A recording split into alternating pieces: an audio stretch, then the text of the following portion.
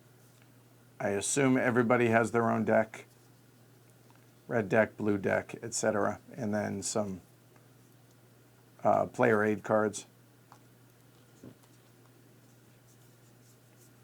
So, let's go and bring it, tighten it back up a little.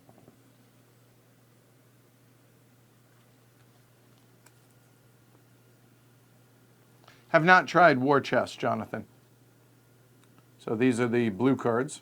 You can tell blue, right?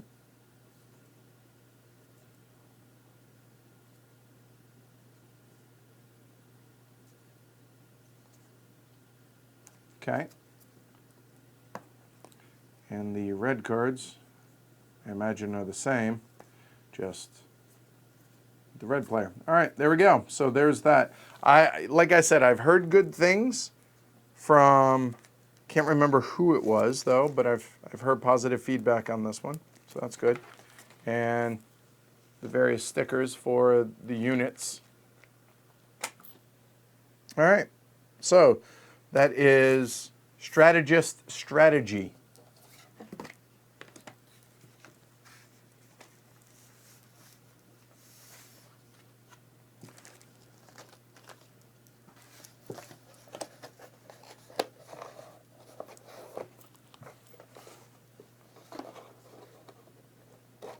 Sleeves. I am not good at these. Come on. Hey, vey.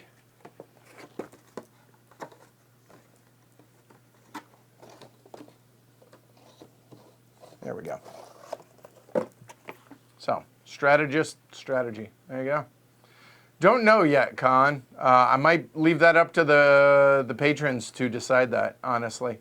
Yeah, so what game are you going to use to inaugurate the PTZ as in Zulu camera once we get it? Yeah, I think I mean, it's the patrons that have made that possible, so I think I'll leave it up to them to decide. Speaking of which, if you guys are enjoying this, don't forget to like. Hit a thumb down there. Appreciate it. Hit the subscribe. And let's start working on the next goal. We don't know what the goal is yet, but let's start working on it. We're at 800. Let's keep it rolling. Smooks over at Taiwan Board Game Design, TBD, he every year he's like, what games do you want? And he gives us a bunch of them. One of them, I mean, right? So yeah. We'll see how it goes. You may not see this one. This might just be something that we just play.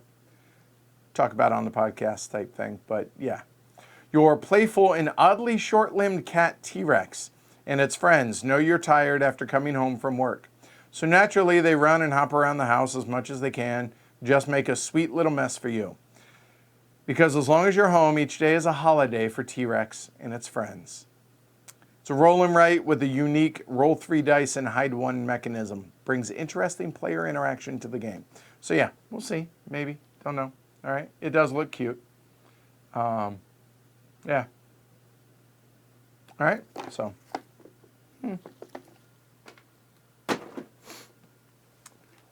However, while we were over there with Smooks and TBD, the second edition of Dexterity, and that is not part of it, but I don't know what game that is for. As an aside, got to figure out what game that's for. These stickers, don't know. We'll figure it out, but yeah, don't know what that's for. Anyway, these came, apparently there was either the English rulebook is not inside Dexterity or there was an issue with it or something. Anyway, so all of that came for as an outside accoutrement to Dexterity. So there we go. So the second edition of Dexterity. They had Formosa Tea, they had Promenade, so some really good games came out of from Soso Studio, but also TBD, so Taiwan Board Game Design, which is kind of a clearinghouse for a lot of the Taiwanese designers and publishers. They all kind of fall under Smooks' kind of umbrella. And so there you go. So this is another from So-So Games. That's the guys who did Formosa Tea that we already did. Really, really enjoyed Formosa Tea. All right. Chung. Okay. Dato Chung. Thank you for the correction, Vince. And where are you? Are you in Taiwan? I forget. I know you're somewhere over in that area. All right. So. All right. Anyway, Dato Chung. So, Formosa, 1851. Yeah. All right.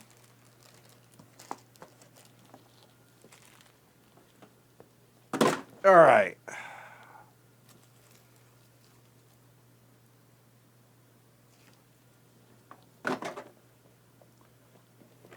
Another from Emperor S4. We're getting into larger boxes, as you can tell here. Trial of the Temples. It looked interesting. That's it. That's as far as I got.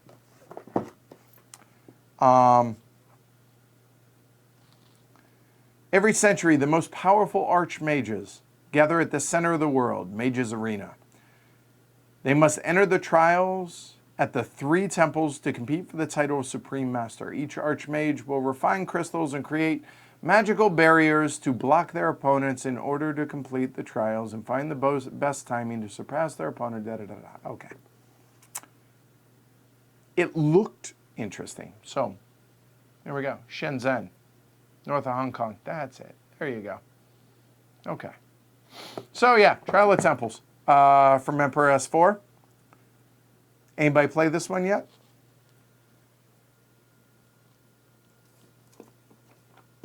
And while we're here, we'll actually move back to Taiwan. So, Emperor S4, I don't know where they're out of. I don't want to miss Taiwan. Okay, so here. So, Emperor S4 does their own thing. They have their own booth. Okay. So, but staying with Taiwan here. Moving back to TBD. Who is the actual publisher on this one? Homo Sapiens Labs. Electropolis. I've heard some good things about this one as well. It's solid. Like it's full. Like this feels like a very full box here. Electropolis is a strategic city building board game. You are the mayor of an expanding city, and you must solve the skyrocketing demand for electricity while balancing the support of your citizens. Weigh the pros and cons of coal-fired, green, and nuclear power plants as you create your electrical grid. The dynamic turn order. Oh my Lord! Trying to talk. Hold on. Let's try this again. Ah, boo, Chad, boo. Have a good one though, man. All right.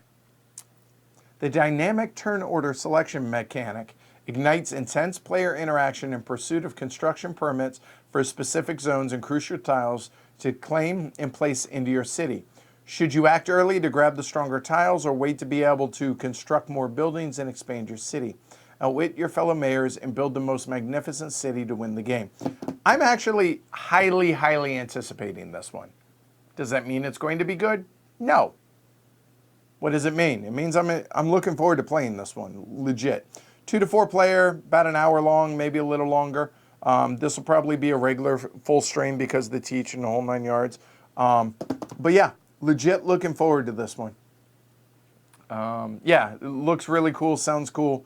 I like city builders, and a fight for turn order sounds exciting to me. So there you go, Electropolis. Yeah, Felix, I don't know the best way to. I know you can order direct from TBD. I don't know outside of that. Sorry. So, Electropolis. Another from the Devere. Oh no. Okay. Actually didn't do a whole lot, I guess, of these. In the second one, I thought we did. It's just we unboxed them, so I've heard really good things about Silk from De Veer. It's a bit of a weird theme, but I've heard some good stuff about this. It's definitely a thinky filler. Near the peaks of the Akashi Mountains dwell the Imamushi silkworms, who can only survive in that unique environment. Here they produce a silk of exceptional quality in order to protect their eggs from the harsh cold of those altitudes. Become a silkworm shepherd, and with the help of your faithful mastiff, collect the finest silk in the world. Make sure the other shepherds do not sneak their flocks into the best pastures, and ensure that the fearsome Ukami stays clear of your lands. So again, another thinky filler here, but we got an overview from Matt over at De Veer Games, and this sounded pretty interesting. I've heard, like I said, some good stuff from this. So that's Silk. A game, another from De Veer that I hadn't heard anything of, which is Karakare. Welcome to the beautiful beach of Karakare, on the wondrous set of islands known as New Zealand. I'm not going to try and pronounce the other ones. Explore the islands by laying game tiles on the best spots, take control of the territory, accumulate honor for your tribe, and claim your place in history. This one sounded all right. I realize I'm selling it well, but I don't know as much about this as I do Silk, another filler game. We'll see how good it is. So, Karakari. Okay? All right. All right, so this next one, can't play yet because I don't have a chessboard. I am really, really, really, really anti-chess variants. I went to state in chess in high school. I'm not saying I was anything special at it or anything like that, but yeah, Paco Sacco, or Paco Sacco, Paco Seco, whatever. So here we go. In chess, normally it's all about removing your opponent's pieces. This, however, is about joining pieces and chain reactions.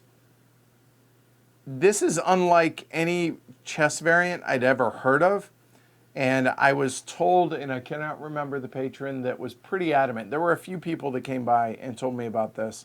And so we decided to pick up yellow and green. I mean, Oregon Ducks, but also me and Jess, right? Makes sense. So the premise of these, well, let me open it up. The premise of this is it plays like normal chess. So if you're familiar with chess, then you understand. I assume the majority of you guys are, okay? However, instead of, whenever you would go to, and claim a piece, right, and remove it from the board, instead the two pieces join. And if your, say, knight joined with someone's rook, you get to use the pieces as your knight, and the opponent can use it as a rook.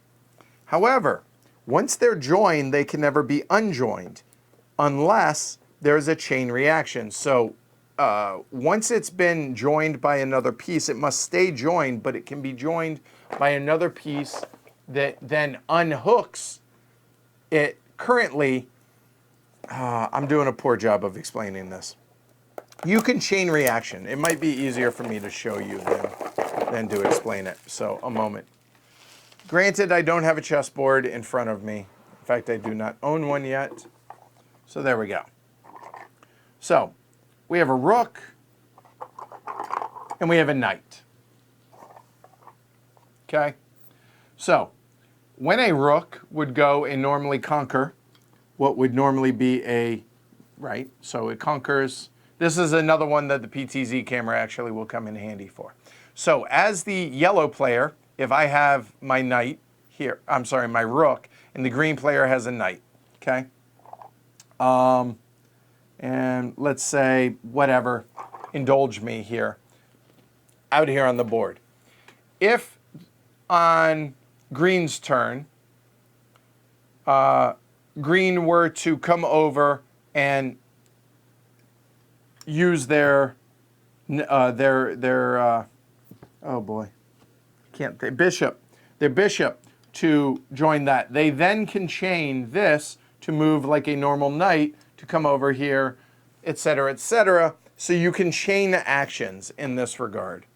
Like I said, I'm doing a very poor job of explaining this, but you get the idea to where instead you can move, you know, here to there to there to then be able to, so there's no check like there is in a normal chess game, because it's all about being able to lay in wait to be able to just immediately claim the opponent's king to be able to take out the game, to win the game. And this sounded fascinating to me. As somebody, like I said, who is very anti-chess variant, there are ways that you can chain 5, 6 different moves to be able to end the game in a move that your opponent does not see coming. Seems very clever, a really cool riff on a chess variant that actually sounds legitimately interesting. This is one that you're going to see for sure on the stream. Just need to get a chessboard. So, how do you win? You win by checkmate, by claiming the king. Let me find. There we go. There we go.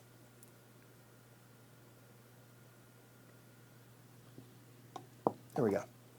So, if it were, indulge me, I realize this is not to scale, okay? I'm doing this backwards.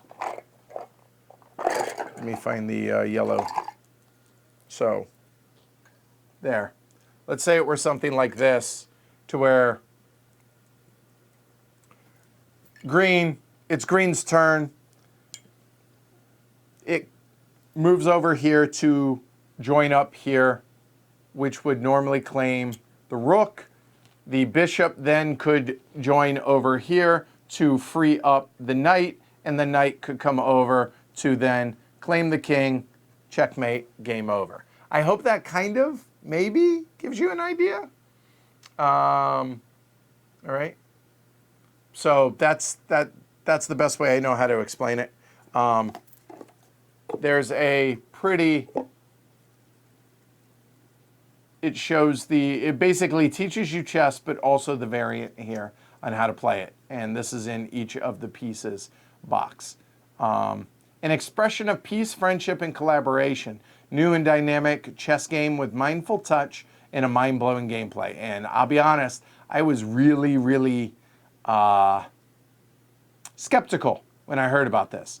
And come to find out, no, sounds pretty badass, which says something about it being a chess variant. So there you go. All right.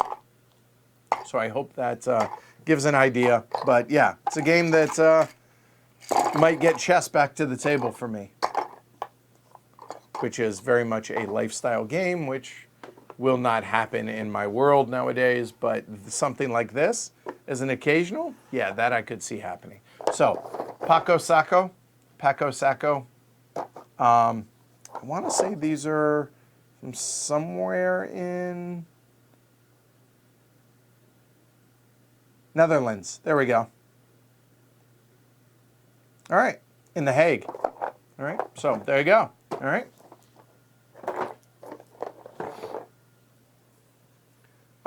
Let's stay in Europe for a moment. And this next one, I have no idea how good the games themselves are here, but the concept of, we all like cool bits, right? We all like pimping our games, or at least the idea of it, if nothing else. And this next one, pretty cool stuff. So it's a couple of the games. So you see the burnt wood, right? Other way. So it looks like kind of books on your bookshelf. So it sits on there. It's from, I I think it's Mighty Moves, Czech, from Czech Republic, I believe, is where these guys are. Hey, Rainer. So, yeah, Matey Moves, Maty, M-A-T-Y, moves.com. So, here are two of the games that they had. These are, again, thinky fillers. I hope they're good games. I don't know if they are, but I hope so. Yeah, so we'll look at the colorful one. All right. Hey, Jan from France. All right.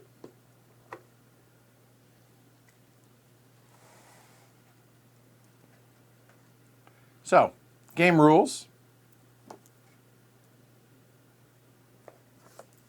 These are abstract games. The boards are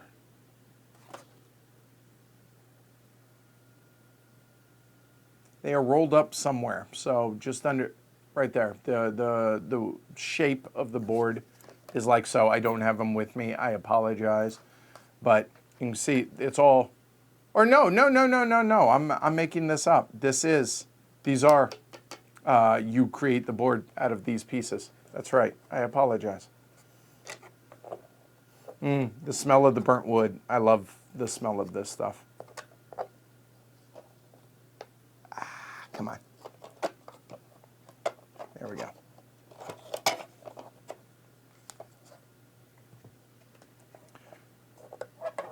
And then the actual pieces are in there for the game. And it's just a two-player abstract game. Again, I thought this would show really, really well on screen. No, you know, it's funny. These were packed up. Luke asked about the durability of the boxes. These were packed up, and I actually did that on purpose. I put them in just one of the boxes, didn't do anything special as far as protecting them, and they made it just fine. So I was concerned about that too, but kind of did it as a bit of a test, and they made it through just fine. That's right, I forgot the board was actually...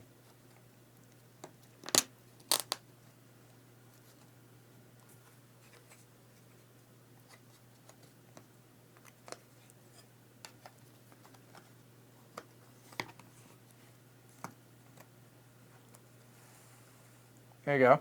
And then the pieces themselves will go in, and there we go. There are particular ways that these can go depending on the pieces. I remember that.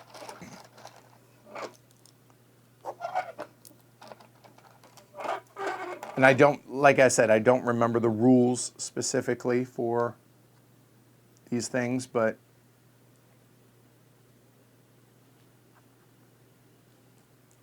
I thought it would make for a attractive stream. The question is whether or not it's going to be a good game. I don't know, but you get the idea, okay? So yeah, I thought this looked really, really cool. So there you go. So Matty Moves. So we'll see these throughout the year at some point. Okay.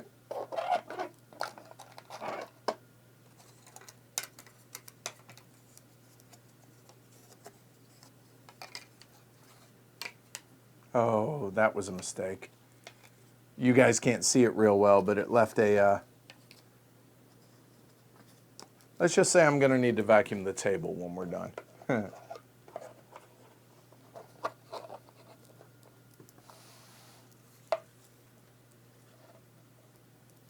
But yeah, all this, it's all wood and it's all one piece, but it's impressive that it's able to lay flat and bend, and yeah, color me impressed with this. That was part of the appeal of these. So the fact that it's a hinge. So there you go.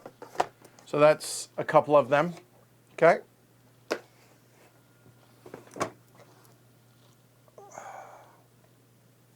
All right, some tea.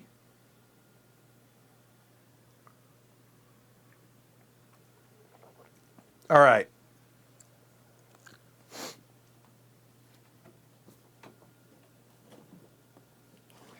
So, become really good friends with the folks over at Space Balloon Games. Those are the guys who made guys and gal, Brides and Bribes. This is very much just they gave us this just because this is their next game and super light and not something you're going to see on stream. It's a silly little kids game, but they wanted us to have it. So Monkey Temple. So big thanks to them. I'm going to try and make a trip out to Italy ahead of Essen next year to spend some time with them. Really, really good people. So anyway, there's that. All right, this next one. I got a cool story I told on the podcast that I will tell for you guys here. More tea.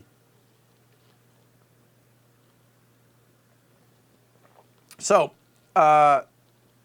the owner and creator, I guess, the publisher, Spiel, I believe, and the designer, and I can't remember which one he is, Kai Stark or Thomas Nielsen. I think it was Thomas. So I met him at his booth, and I introduced myself to him, and I saw he had a huge stack of games. What one was it? Oh, God.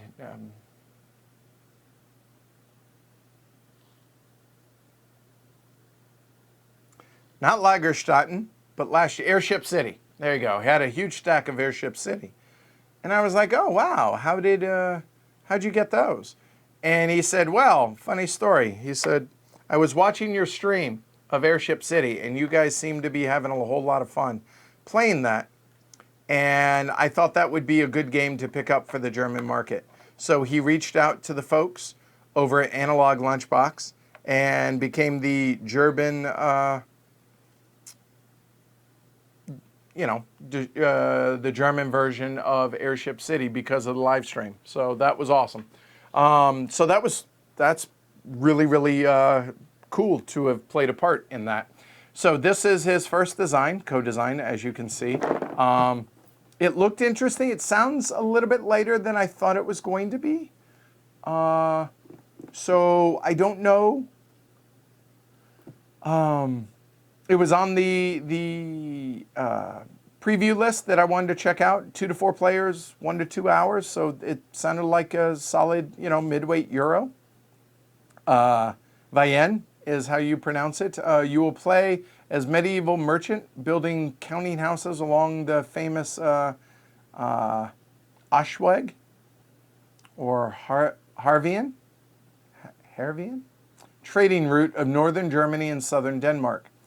There are a variety of choices you will need to make to succeed. When is the best moment to buy goods in 2 different currencies, German thalers and Danish kroner? Is building a mill and a ship worth the time and expense? When should you upgrade your cart to carry more goods? When is the right time to take out a loan? And for what goods? And most importantly, where should you go to sell your goods for the best possible price? You'll win this exciting strategic game of international trade if you can finish the game with more money than your opponents. Will you be the best merchant of Vienne? So there you go. It sounded interesting. But it also sounded a little bit lighter than I anticipated it being, but we will give it a whirl. So, plus it was just a really cool story to hear how the show helped bring Airship City to the German market. That's awesome, right? Yeah, I don't eat meat. I'm Vienne. Michael's got jokes. All right, have a good one, Vince. Sleep well. So, there you go. So this next one, I know I've talked about it a little bit. Published by a insurance company. It's co-op, so there's that. But it's Jenga with other stuff to it, and it's an interesting concept to me, I think. 1 to 4 players, 60 to 90 minutes.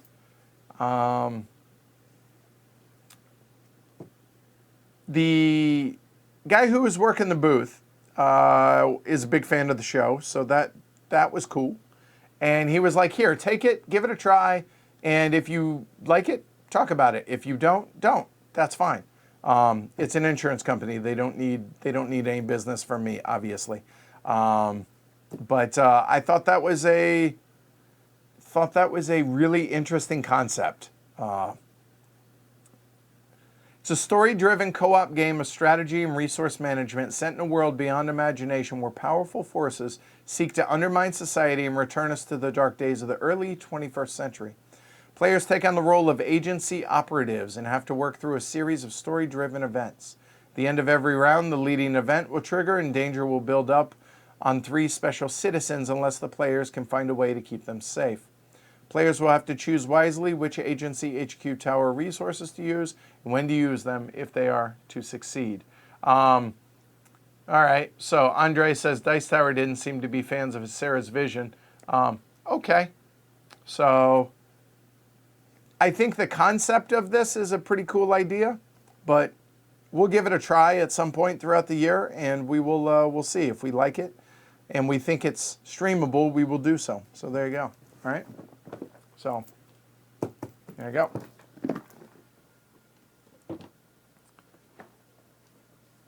One of my favorite dice drafting games, I didn't have a copy of. So when I was over hanging out with the fine folks over at What's Your Game, Nuno, Polo, and Veronica and Mariano, I was like, hey, can I get a copy of Signori? Because I want to stream this. And Veronica was like, absolutely, here. So this you're going to see sooner rather than later because I really like Signori. Yeah, it's a really good dice drafting game. I enjoy this. So yeah, not new by any stretch, but just didn't have a copy of Signori. So there you go. Easy enough. All right.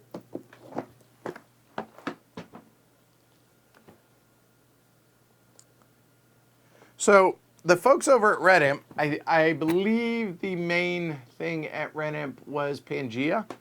And while we were there, I think it was them. They were like, here, take this as well. Okay. The theme really doesn't appeal, but we'll give it a try. 1 to 4 players, 90 to 120. Cthulhu, Rise of the Cults. Players impersonate the cult leaders worshiping the great old ones, fighting against other cults, seen as unworthy of revealing and tasting the prohibited knowledge. So there we go. We'll see. Any thoughts on this one? Anyone out there? Theme, it's not going to put me off. It just doesn't really grab me. Cthulhu isn't my bag, but that's okay. If the game is good, then cool. I hope so. Originally, apparently, came out in 2017. So, all right.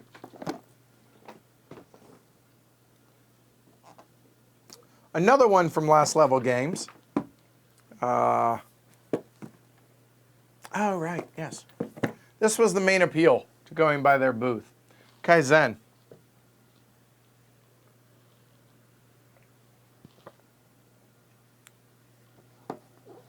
There we go.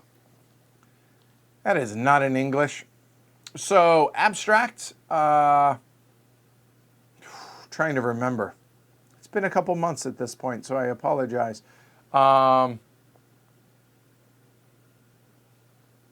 Yeah, interesting theme, and the abstract nature of the game is what appealed to me on this one, on Kaizen, but I can't. Oh, hey, bonus. Oh, the last of the DeVere games, actually, as well. It was about lighting the city of Paris with lamps. So there's that one as well. Bonus. Hey, surprise.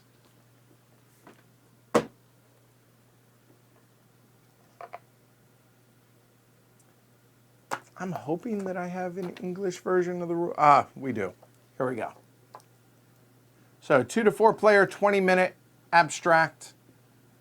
In Kaizen, players to create their own Imaki scroll legend. During the various rounds of the game, you'll have to put together bits and pieces of scrolls or tiles from the central imaki and place them in yours to tell your legend. When all the boards are full, whoever combined the scrolls better will earn more points and win the game. So there we go. All right. All right, Jason, talking about the Cthulhu game. If it's the game he's thinking of, it's on his list. So, okay. So, Kaizen, we shall see.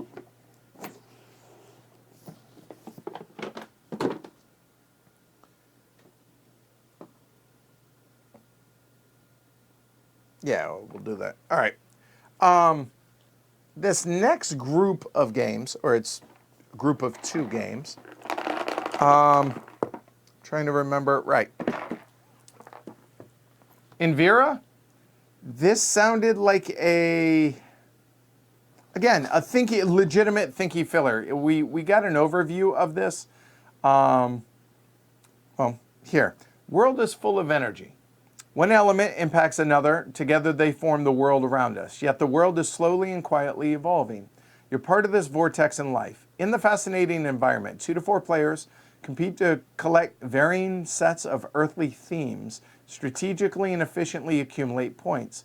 Like in nature, players compete individually, but their actions impact each other, sometimes unknowingly helping the opponent, other times dealing him a crucial blow. There are many strategies, but only one winner.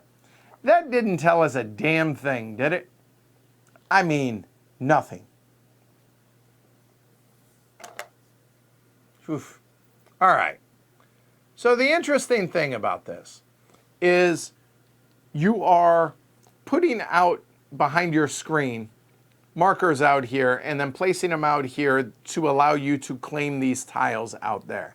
But by doing so, you're helping your opponents as well, because as certain patterns get full, they'll be able to claim tiles for themselves as well. So it sounded like a pretty interesting little thinky filler. Exactly, like a 2 to 4 player thinky filler, exactly. So it has a little Kickstarter tile here, so I'm going to assume that this was on Kickstarter at some point. So there we go. But Invera. Now, the other game that they had there is Miraclia, I think is how you pronounce that.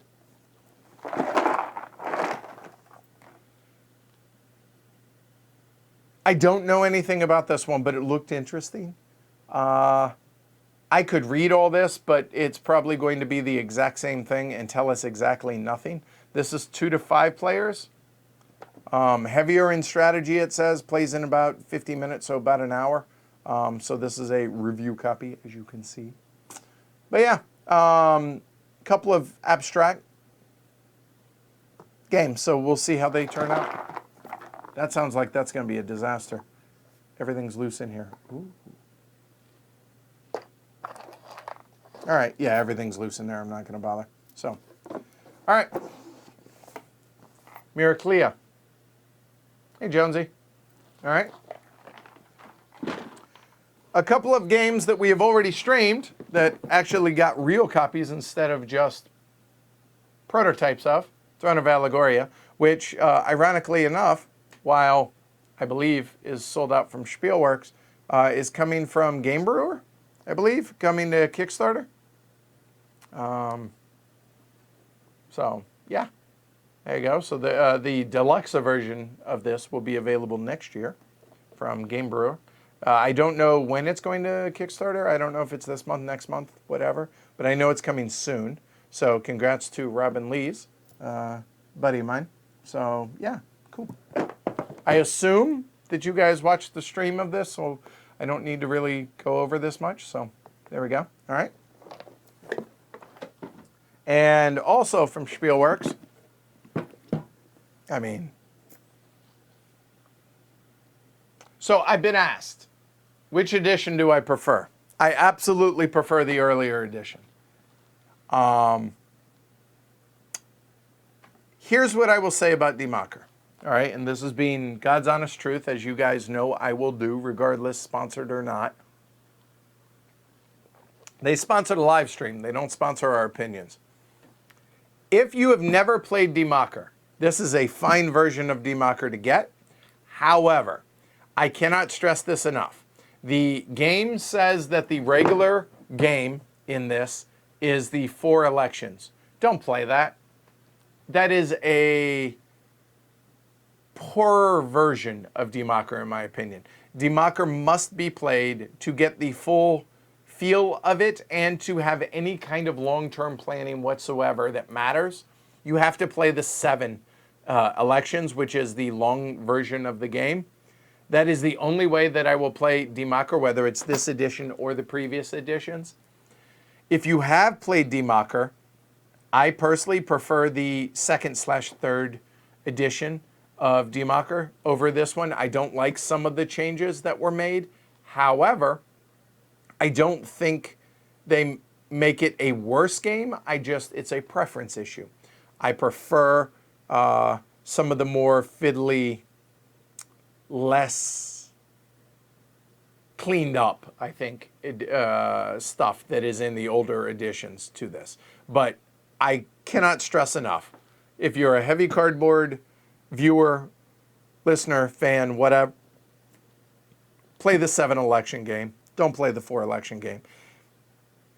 I feel like it does a poor job of giving a good feel of what the game is supposed to be, even though it says that's the regular game, the 4 election. No, the 7 election game. Okay, so there's that. If we do stream Democker, and we will, we'll stream probably since we streamed the 4 election per what Uli asked us to do. We'll probably do the 7 election of the older edition. Just compare and contrast at some point. Okay. Strategy meets dexterity. Oh, I was so hooked when I saw this. I thought this would stream really, really well. I thought this would be a lot of fun to play, but also look really cool on the table. Yeah, Jordan Draper and Michael Fox. So, yay. If you guys have not heard of this, it's a dexterity strategy game. Well, I mean, Luke, it's Gold Coast, Australia, right? Rockhampton and what's the big? I keep wanting to say Darwin. Darwin's up north. I can't think of the 4 hours south of Rockhampton. I can't think of the city. So yeah, it's all about dexterity, but also a strategy game mixed in. A lot of reasons I would like this. I think this would be a lot of fun. And yeah, the end. This is going to be a lot of fun. I hope it's going to be good. Tokyo Metro stream when? Hi asks. That is the only game that I reneged on. We were supposed to do a sponsored Brisbane. Thank you, Luke. We were supposed to do a sponsored live stream for Tokyo Metro for the Kickstarter. The problem with it is we might be able to do it when we get the PTZ camera, but as it is, the top-down view, everything, you can't see anything with it. So we tried replacing it with dominant species pieces. We tried doing all kinds of sort of things for hours the night before and could not figure out a way to make it show up well. And so you may never see Tokyo Metro on a stream. Not because the game doesn't deserve it, just because trying to make it show up. So there you go. All right. If we can, we will down the road. All right. So Mega City Oceania. I realize I'm picking up the pace a little. It's because I'm starting to struggle a little, guys. I appreciate your patience. Jordan was very understanding. It was unfortunate, but yeah, wasn't our fault. All right. I need to be very diplomatic about this. So Free Market from Unique Games. They're an Israeli company. And the concept of this game sounded really, really interesting. It's an economic strategy game. By the mid-1930s, the U.S. was still struggling to squeeze its way out of the Great Depression. These difficult times were characterized by hunger, crime, high unemployment, major wealth inequality, limited social mobility and political strife and tested the fortitude of the American economy. The government intervened, establishing new political policies, which eventually led to reviving the free market principles. By the early 1940s, it had become apparent that the U.S. had pulled itself up by its bootstraps, restoring a stable and growing economy defined by opportunity that a free market provides. It's a competitive strategy game based on free market economy principles. Throughout the game, you'll purchase merchandise at the auction, deliver goods to shops and factories, establish partnerships in shops and factories, or possibly take over other players' business and capital. So the idea and the concept of this game sounds really, really appealing. I met the designer and publisher, and we looked at the game, and I'm a little worried about the iconography, and I'm a little worried about how the game will play. It's 2 to 5 players, 90 to 180 minutes, it says, okay? Hey, Mohammed.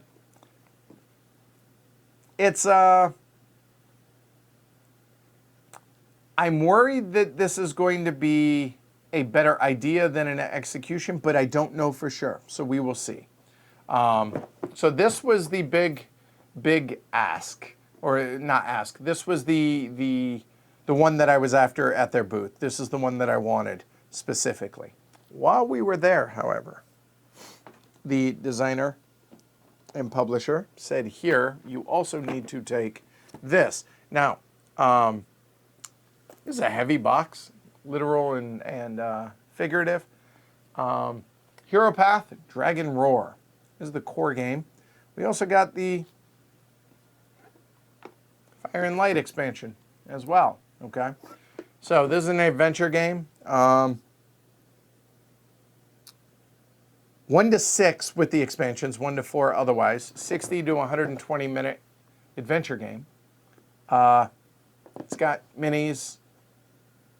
It's an adventure game. So we'll see. Don't have as high an expectation on this one. And free market, I had pretty high expectations or high hopes for. You know what? Let me show you guys the board. Let's bust this one open.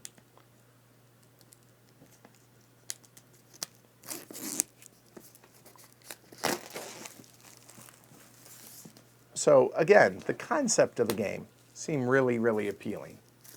But when we saw it, it's kind of a whimsical feel on it. It's presented it from a humorous and ironic perspective of life, making it a social and fun game is how it sells it, okay?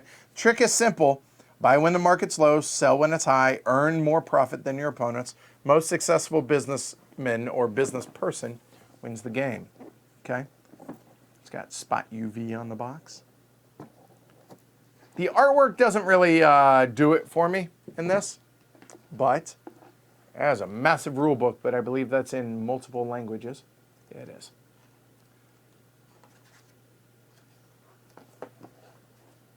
There are a lot of icons in this game.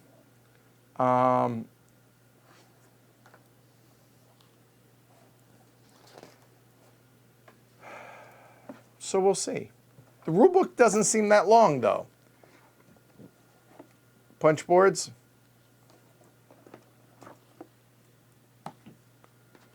There you go. That's a lot of custom wooden pieces in this, it looks like.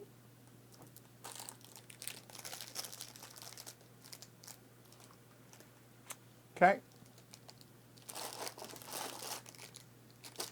All right. But yeah, I wanted to show you guys the board.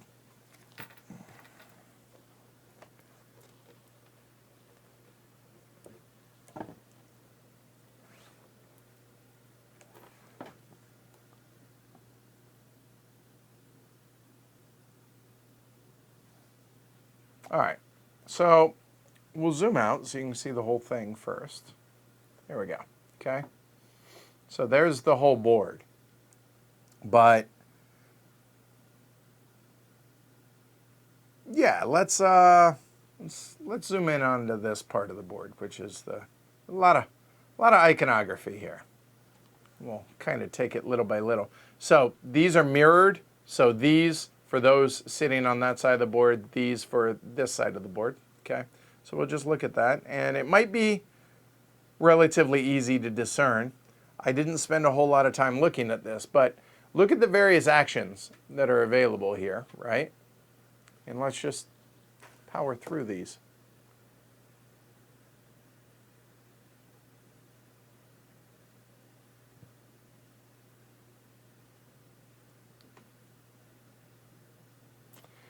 So yeah, it's got a lot going on here. There are 3, 6, 9, 12, 13 of those.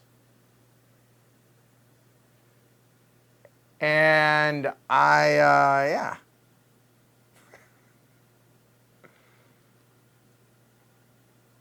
We just wanted to wait for you, Chad. That's all. All right.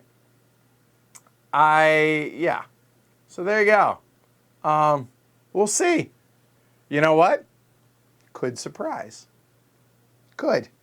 So there you go. All right. That is a free market. Oh, and it's double-sided, I guess, depending on player count, probably.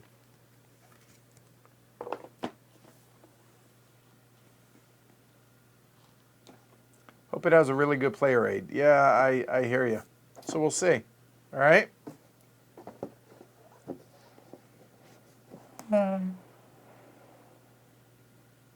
Shouldn't need one. It has more than enough text on the board. Yeah, so we'll see.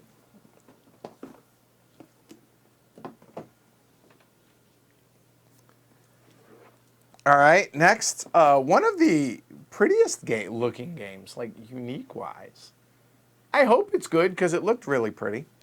Also came with this, which has another little card on it here. Ephemeris. They're French. Name of the game is Ephemeris.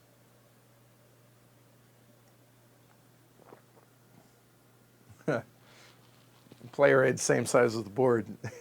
Be nice, guys. Be nice. But yeah, we'll see. When I saw it, my expectations went lower. But that's a good thing because now it won't necessarily disappoint. It could be a pleasant surprise. Okay? Don't forget, like and subscribe down below, guys. So Ephemeris, there we go.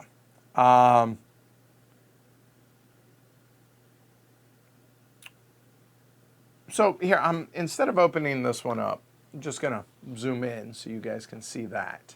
Like the board on this looks pretty cool.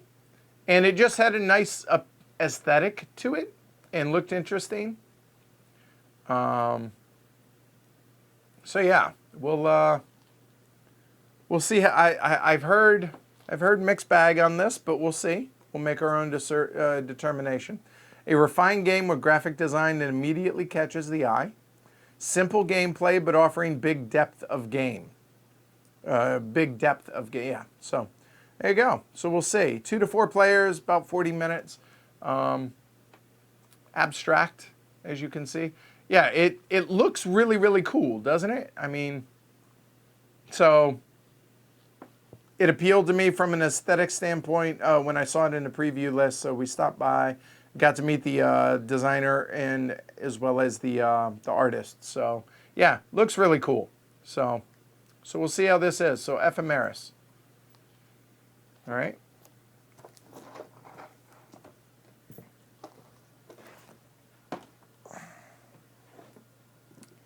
Next, Roller Coaster. They created, and now I'm Yenzi from Spielworks last year. They also designed 6 castles. This one's from Pythagoras, though, not from Spielworks. 2 to 4 players, 45-minute game. I know nothing about this one. It got dinged a little bit right here. You can see the crease. Sorry about that. I literally know nothing about this. Costa saw us walking by. He's like, here. And I was like, awesome. So we will, I'm sure, see these guys. They're part of the Portuguese crew that runs LyriaCon. So I'll see them here soon in a few months when I go to LyriaCon. So I literally know nothing about it. So let's read. Let's see what this says. Alongside our king, we withstand hard-fought battles. With few soldiers and scarce weapons, we never fell before the enemy. The day has come. With 3 honorable brothers in arms, we swore allegiance and began the journey. Leading a caravan of men and women, carrying food and tools on a 6-day journey to Penamacor, Sabugal, Sortella, Monsanto, Garcia, and Idana. Ooh, I'm butchering these, I'm sure. We will build castles in there and will extract wealth from the land to make this kingdom the mightiest of all history. We will be cautious, smart, and skillful in accomplishing such noble mission. Tells us nothing again. All right, so tile laying game. I know nothing. Anybody? 6 castles? But it says, yeah, 2 to 4 players, 45 minutes.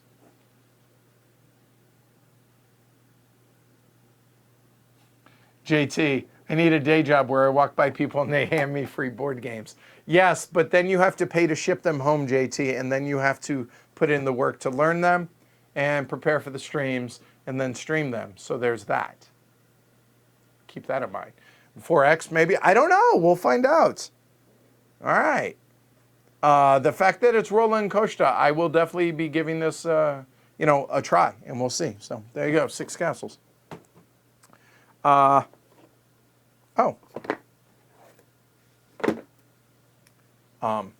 mean, we've only streamed Concordia once, I think, or have we streamed it at all? I think we have, right? The base game. There's a million maps. Well, we can stream more of it because we have a couple of folks that absolutely adore this game in this group. Shrey and other folks. Shrey, this is his favorite game. So yeah, we need to stream more of it. So here we go. The latest 2 maps for Concordia, Cyprus and Bellarica.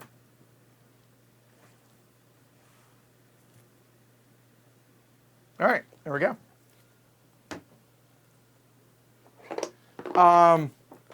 Clicker Spiel. They did Cafe Melange, but equally interesting to me that I was curious about. Battle of the Nations 1813, Leipzig. The head of Clicker Spiel was dressed up as a Napoleonic general, or maybe even as Napoleon himself. He was too tall, though, at their booth, so that was cool. All right.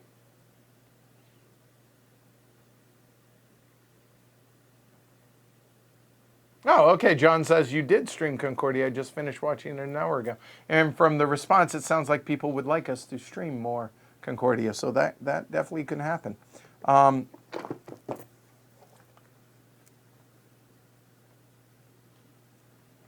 This looked pretty cool. 2-player strategic war game about the Battle of Leipzig. Napoleon on one side and everyone else on the other. Prussia, Austria, Russia, and Sweden. As Napoleon, control the game, occupy the villages around Leipzig, and prevent that with the other side. So there you go. Curious to trying to see. Oh, there you go. Not a massive long game. So this would be a really. This should be a good. Probably not a lunchtime stream. We probably maybe. I mean, it says it's 45 minutes. If we get proficient enough with it, we might be able to do so as a lunchtime stream. All right.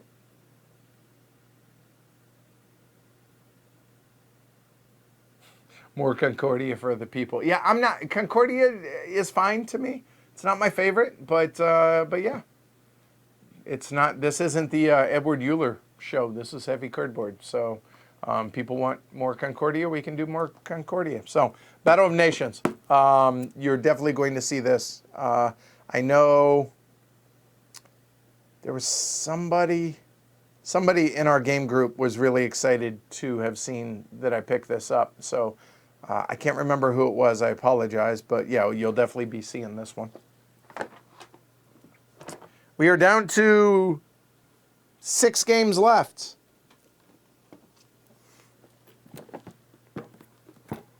From Hutchu Games.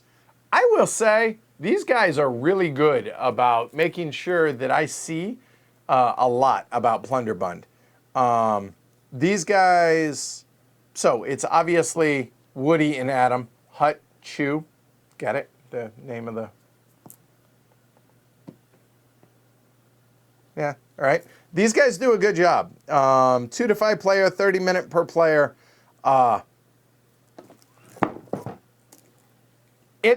It seemed a little whimsical, but it actually sounded like a pretty cool game. A moment, more tea, and then there you go. JT, resident war game guy, Battle of Nations, heard good things about it. Good. All right. The Back Alley Business board game. You lead a guild striving to dominate the market for illegal goods and the sprawl, a city rich in history and lawlessness. Recruit and task a mob of agents, racketeers, ringleaders, spy masters, wizards, and others to build your reputation by selling your goods and causing chaos for your rivals. Through a light deck building mechanism, you attempt to create the strongest network of agents and the most desirable black market goods. Winners and losers are determined by a fun yet sophisticated supply and demand mechanism. Yes. I mean, okay. The theme of the wizards and the kind of fantasy theme doesn't really do much, but the actual mechanisms sound interesting to me. So Plunderbund, I'm curious, have any of you guys playing this? That's actually chai right now, which don't yell at me, don't get mad. I know it's not probably what I should be drinking, but it's chai. So there you go. So Plunderbund. This is another that I'm legitimately really interested in busting out. So there you go. All right. And then there were 5.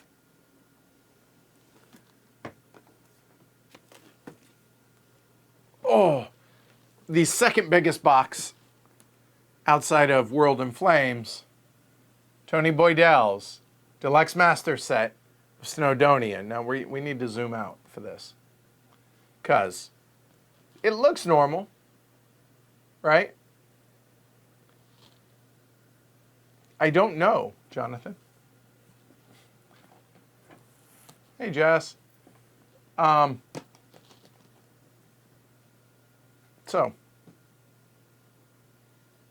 I mean, Plunderbund's a pretty big box, and that's twice as big. I mean, it's a massive box.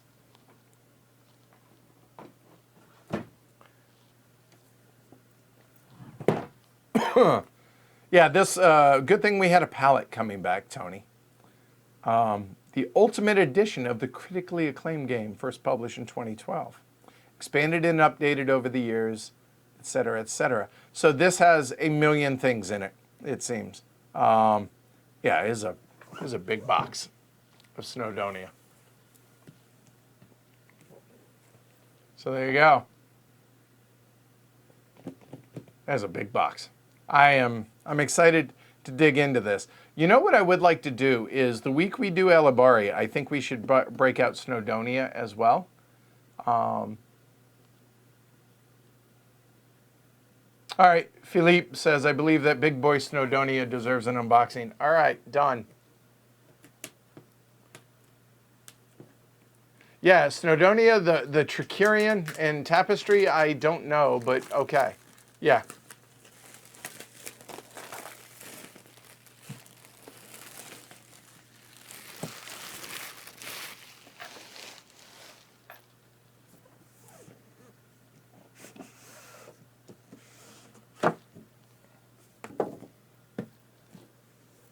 Ooh, Spot UV. That's pretty. I like that with the mountain. That is a thick box, too. Oh.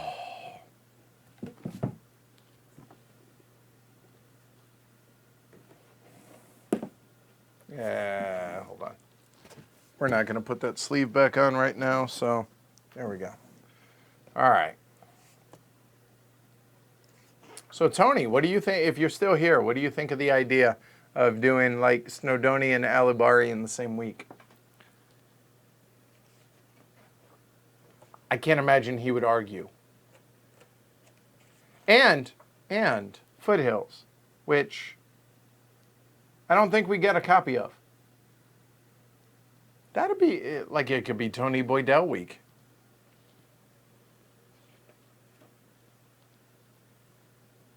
I told you, if you guys want to see anything unboxed, I was willing to do so. I just had to ask.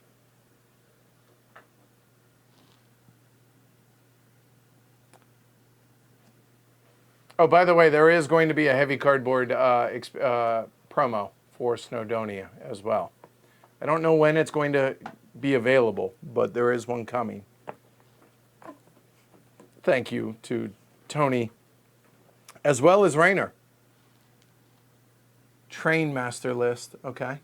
The 18XX train, nice.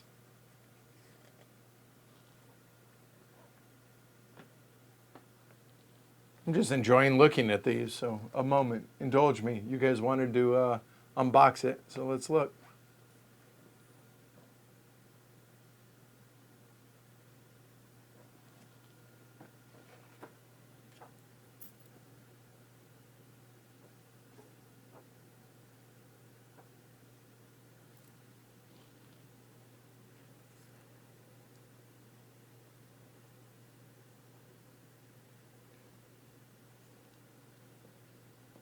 This is really cool. I appreciate that they're all listed here too.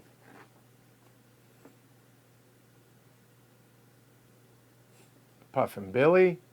This is nice.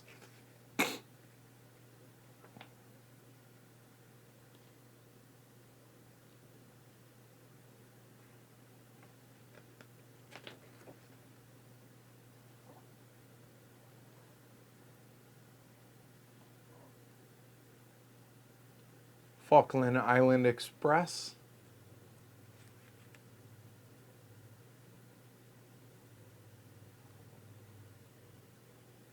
T-Rex Express. Very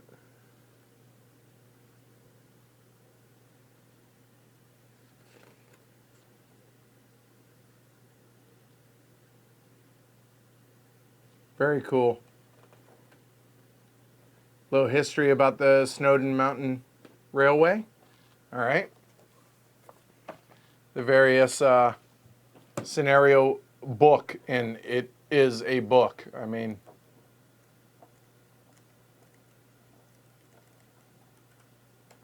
that is impressive. Player aids. Like chit holders.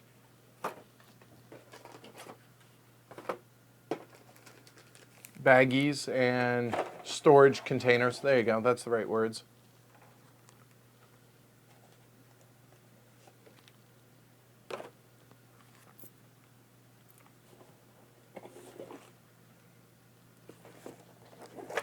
The wooden bits, and they're all screen printed. So you can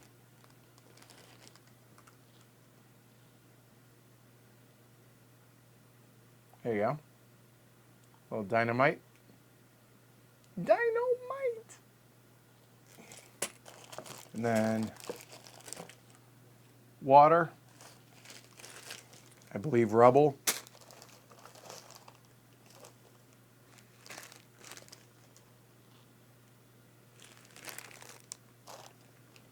Workers.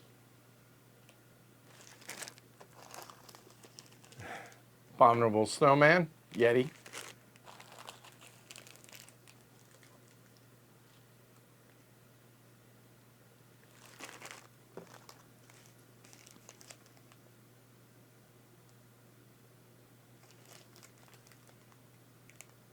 I don't know what the big giant die is for.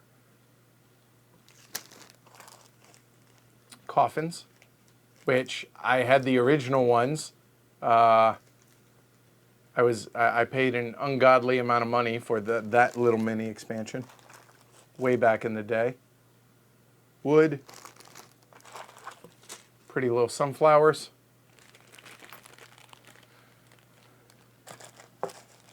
And then weather tokens. And iron, I think, right? All right, so now good luck trying to fit all of that back in there. A moment while I struggle with, oh, yeah, we'll do the best we can with that.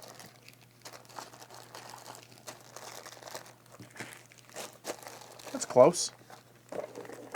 Okay. More wooden bits, and then, oh my God, that is chock full. I'm not gonna open them. I will show a couple of them, but I'm not gonna open them all. So, various of the decks. That is a lot of cards. Agricola looks at this and says, yo dog, it's a lot of cards.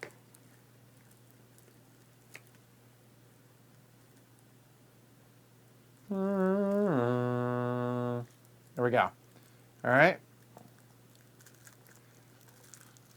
And yes, I will go ahead and bust out the board as well.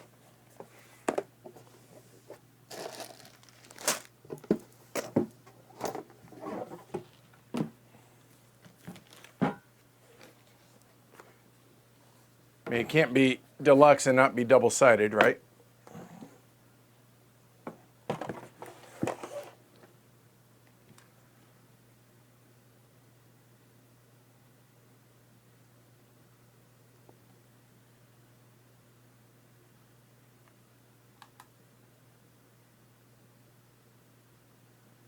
I hope I feel better too soon, viticulturist. I appreciate it. Just catching up on chat real quick. There we go. All right. So, there we go. There's one side of the board, okay? And then the other side of the board.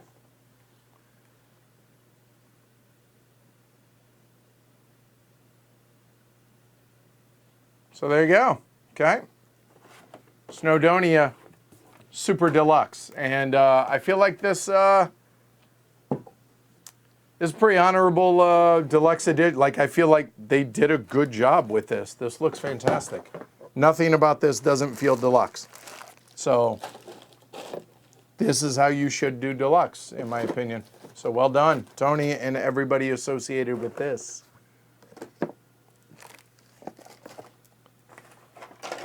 Ah, pencil down. There we go.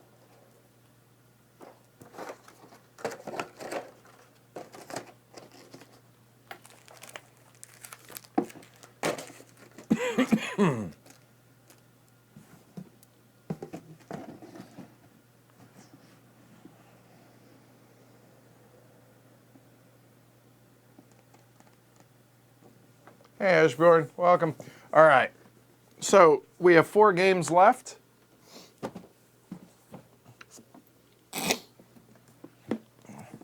So this next one, I don't know who asked for this, but the deluxe edition of DVE, Divulgare Eloquencia. We streamed this, and at the time, I'll be honest, I didn't know that a new deluxe edition was coming out for it before we scheduled it. Yeah, about the history of language, right? Somewhat. I think Jess actually just played this last night. And yeah, didn't know who was asking for this, but it's a new version of DVE. So there you go. All right. Cool. So we streamed it already, but they were like, here, you did a great job streaming it. Appreciate it. I was like, thanks. I think we did pretty well. Aha. See those tiles? If you watch part 2, that's exactly what those, that one thing that I didn't know what they were for. Somebody mentioned that. They are. It's for DVE. There you go. So, new edition of DVE. And then there were 3. This one got beat to hell, this box, unfortunately. But from Czech Games, Sanctum. Oh, wait, back up. Sure, Michael. Back up. I may not do as thorough a job Snowdonia as I did on Snowdonia, but yeah, I can open up DVE. Hold on.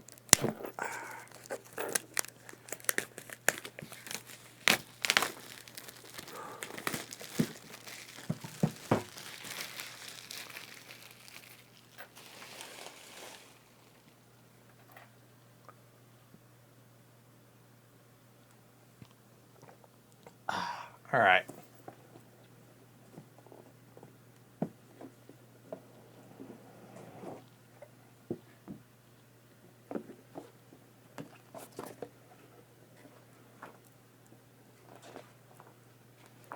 Has that new game smell. Expansions and new tiles. I've heard could take or leave them.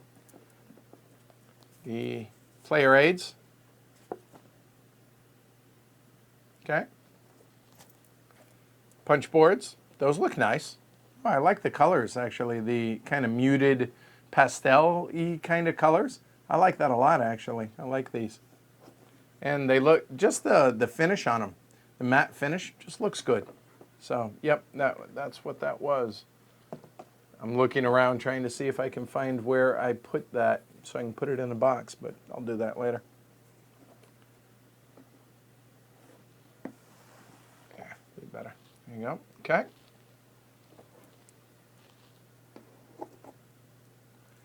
Then, oh, it's got metal coins apparently. Moment.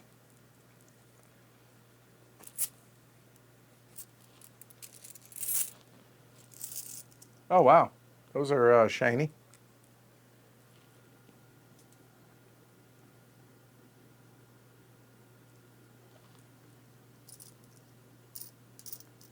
Not my favorite, but that's cool.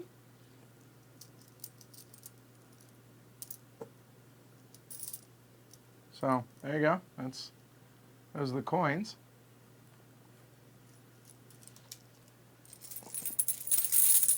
All right. Wooden bits. Pretty standard, but little horse. Oh, sorry. There you go. There. But otherwise, pretty standard, just discs and such. And then the board is not double-sided.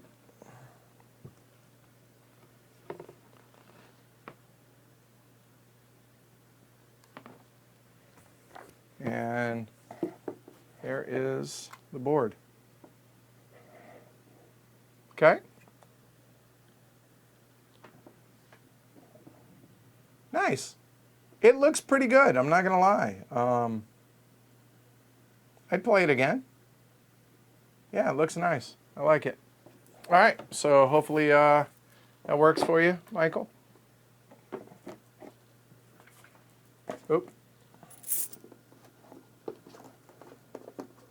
Throw the coins back in too. There we go.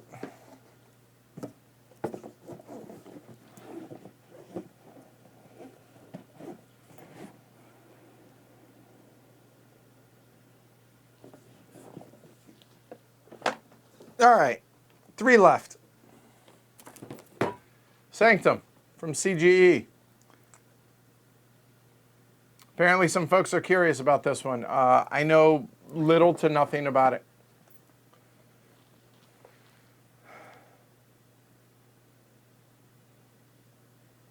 Dark forces of the Demon Lord have overrun the once great city of Sanctum. It looks very busy, bright. Choose a character, the rightful heir, the vengeance. Okay, choose the right character. Roll dice to attack, but remember every skill or item you choose can change the odds in your favor if you pick the right fights at the right time. Okay, same designer as Adrenaline, a hack and slash strategy game. We'll give it a try. All right.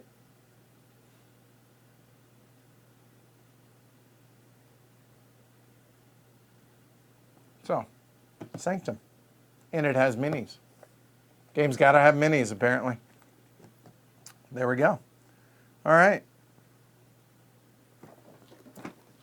It sounds like it's sleeting outside. All right. Saving that one for the last one. Oh, my God. Probably the heaviest box for its size. and it kind of got dinged up. Apparently one of the cases really got smushed. But, oh, I'm just going to rip this one open because the plastic's already coming off, so hold on. Diablo, the board game. Okay, that makes sense. Cool. So, Western Empires is Mega Civ for like 5 players is essentially what this is. That's a good way to describe this, okay? Plays 5 to 9, plays in 6 to 12 hours. That's not an often used description right there. Let me. There you go. 5 to 9 players, 6 to 12 hours, 14 on up. Okay? Will I ever try Wildlands? Possibly. Hi.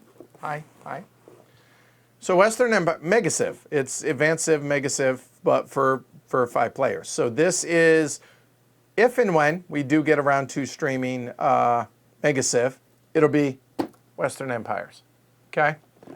Because this is a more realistic way to do this. This would be a full day stream, and hopefully I'd be able to get my buddy Brian out here for this one, since Mega Civ, Advanced Civ is his favorite game of all time. Yeah, so literally it's Mega Civ, but for 5 to 9 players. All right, this is Flo de Han and everybody associated with that group. All right, so I'm sure you guys are curious, so I'm not going to bust these out. I'll be honest, I'm running out of steam, guys. So, the various texts.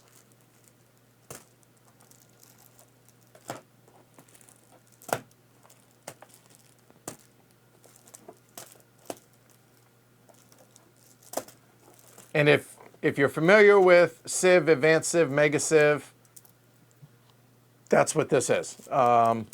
Originally designed by Francis Tresham, the late great Francis Tresham.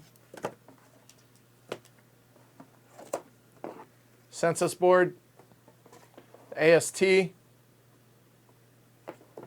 me tighten this up a little bit. No, not so much a lunchtime stream, Luke. This is a full day stream.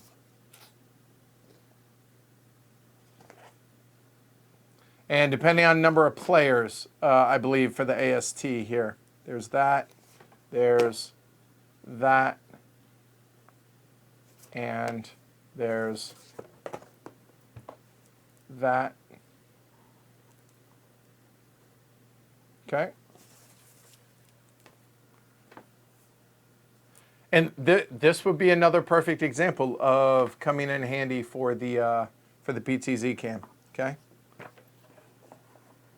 The first game of Western Empires. So a little suggestion book. Then the actual rule book.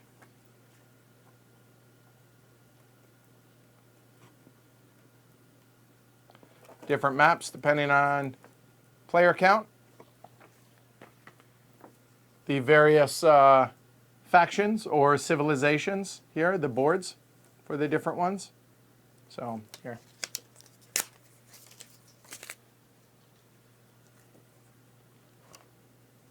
Minoa, Assyria, the Celts, Carthage, the Hittites, Rome, Iberia, Hellas, and Egypt. Your typical, I would argue, Mediterranean ones. Calamity Resolution Quick Chart. What feeds into what on those, and then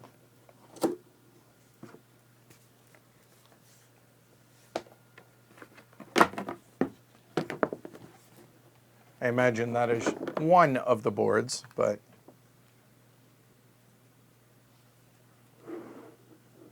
okay, single-sided,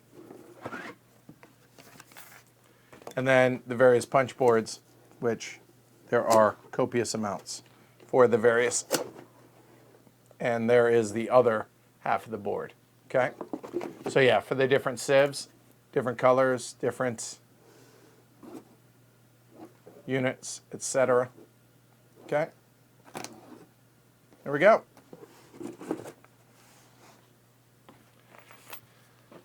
Yeah, I would love to be able to do this because nobody else is going to touch this.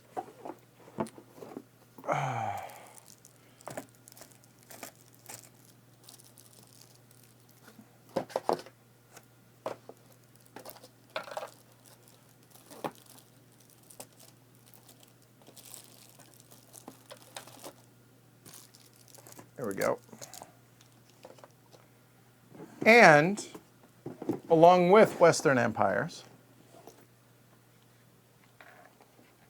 we got the Special Buildings expansion, Eastern Empire's Special Buildings, and then for our copy of Mega Civ, the upgrade kit, and for Mega Civ, the errata kit as well, which is a whole bunch of new replacement cards.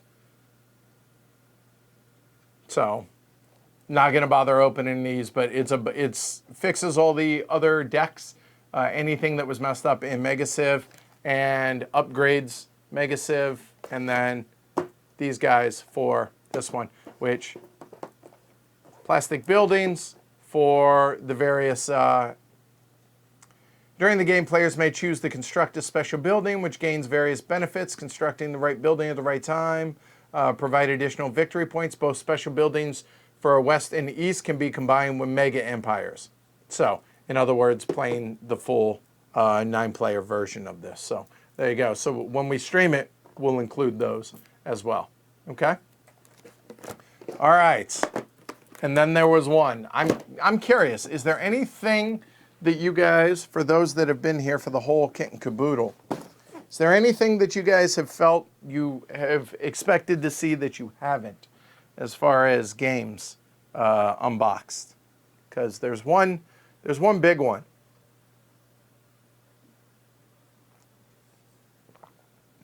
Maybe not physically in size, big one, but that I would expect you guys to have noticed isn't here yet.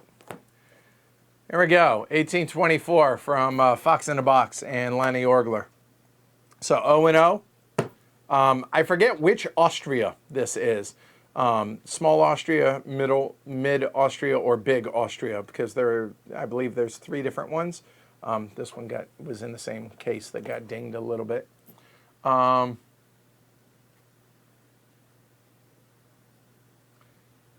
I think that's probably a bit ambitious, Dylan. I don't know that we would be able to do that here for Mega Civ, but there you go. Yeah, so 1824.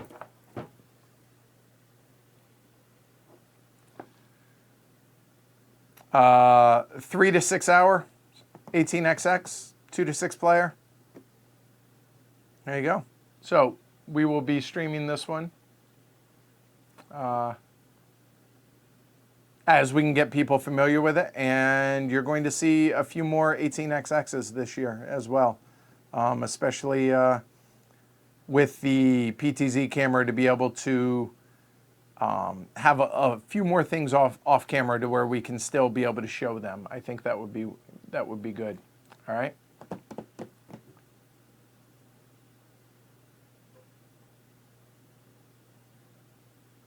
So, all right, there you go, 1824. That's it. That's all she wrote. That is the unboxing. That is all of that. So that is everything that we got from Essen, 2019. So, all right. And knowing Adam, I believe he's already done a list of the previous 2 unboxings. So he'll have a list of everything that we got from Spiel. And there's a number of games that we're going to be getting after the fact that publishers said, we'll send it to you, or something along the lines of that, or we agreed to have them send it to us, because that's less we had to ship home, because cases, pallet, weight, space, money, you get the idea. All right. So there we go. Yeah, you're going to see probably 1861 as well. I have to send an email, but yes, that is also in the works as well. All right. So there you go. Well, thank you everybody for hanging out for the last almost 3 hours. I appreciate these. I appreciate you guys hanging out with me today because let's face it, I've been a bit under the weather. So yeah, spread the word about the show. That's the biggest thing you can do. In the meantime, like down below, give it a thumb, subscribe, hit the bell notifications. That way you get notified whenever we go live. If you're not on social media or whatever, hey, you'll get a notification. Hey, so Heavy Cardboard's going live. So do that. You can also go to Pledge HC right there, pledgehc.com. Support the show. Just because we hit 800 doesn't mean we're stopping there. Onward and upward. So we'll figure out what the next goals are going to be. Always open for ideas. So if you guys have suggestions, hit me up. You can hit me up on Twitter at Heavy Cardboard. Email me, contact@heavycardboard.com.